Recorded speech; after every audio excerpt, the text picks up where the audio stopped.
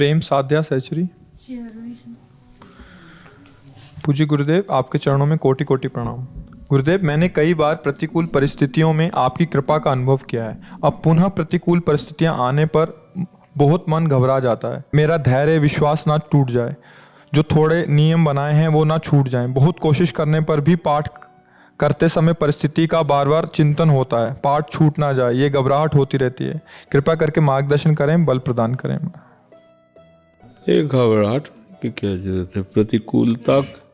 प्रतिकूलता और अनुकूलता ऐसे स्वाभाविक है जैसे दिन और रात। इसलिए में घबराना क्या कि कहीं रात ना आ जाए। आप उसको बहुत बड़ा तूफान माने हुए हैं। रात आती है ना तो हम व्यवस्था रखते हैं ना रात्रि की, प्रकाश है हर व्यवस्था, तो रात्रि हमारे लिए दुखद नहीं होती। प्रतिकूलता का पहले से आवाहन करो। प्रतिकूलता से डरते क्यों हो? रात्रि से डरोगे तो परेशान हो जाओ। उसको तो आना ही अपने समय से। ये दिन रात, दुख सुख, अनुकूलता प्रतिकूलता, ये द्वंद्व आते ही रहेंगे। इनमें हमें भगवत कृपा का कहीं लेश मात्र भी रूप नहीं देखना है कि प्रतिकूलता आई और बदल गई तो कृपा हो गई। नहीं नहीं, ये सब प्रारब्ध चक्र चल रहा है। कृपा है कि हर परिस्थिति में मेरा भजन चल रहा है, छूट न जाए। डर किस बात का? कौन छोड़ेगा?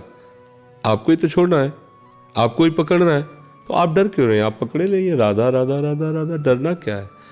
सबसे बड़ी प्रतिकूलता आ रही जिसका कोई उपाय नहीं, जिसका नाम मृत्यु है।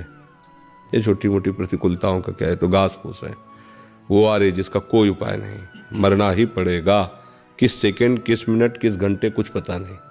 उससे हमारा हिसाब किताब गड़बड़ न हो तो राधा राधा राधा राधा राधा, ये हमारा परम धन हमको बचा लेगा, हमें नाना प्रकार के द्वंद्वों से बचा लेगा। सब जीव अपने कर्म के अनुसार आया है, उसको कभी अनुकूलता मिलेगी, कभी प्रतिकूलता मिलेगी। आप उससे अपना संबंध रखिए, इसलिए आप दुखी हो रहे हैं। प्रियालाल से संबंध रखो, अपना कर्तव्य का पूर्ण रूप से पालन करो।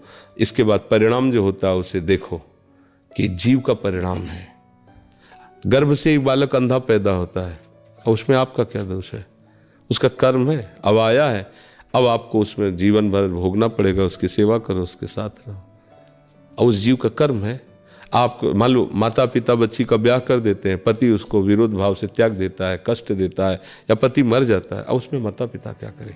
उस बच्चे का कर्म है उसके जीवन भर का, उसको अवश्य में भोक्तव्यम कर्तम कर्म शुभाशुभम, अपने कर्मों का भोग उसे भोगना पड़ेगा। जो हमसे बन पा रहा है हम कर रहे हैं, माता पिता है, नहीं तो आप देखो ये तो संसार का चक्र, इसे तुम रोक नहीं सकते, सबको भोगना पड़ेगा अपने अपने कर्मों को।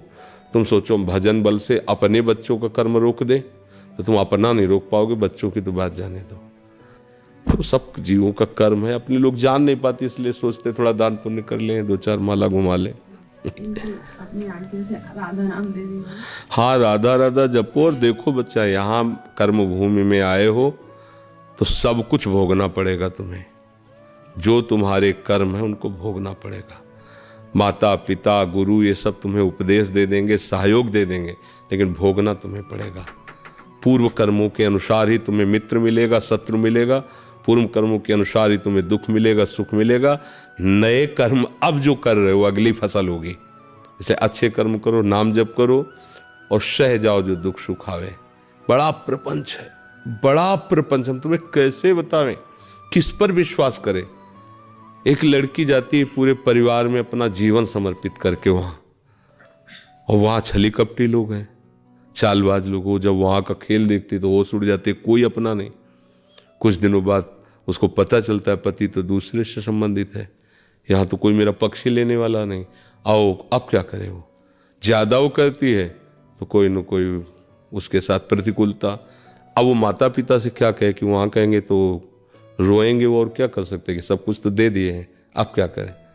जीव को अपने कर्मों का भोग जीवन भर भोगना। तो संसार का बड़ा विचित्र, अपने को तो ज्ञान नहीं था ना। जैसे जैसे हम लोगों से मिलते हैं तो पता चलता है कि ऐसा भी, मतलब कैसा विचित्र संसार है। अब बताओ वो लड़की क्या करे? करे तो क्या करे, किससे कहे?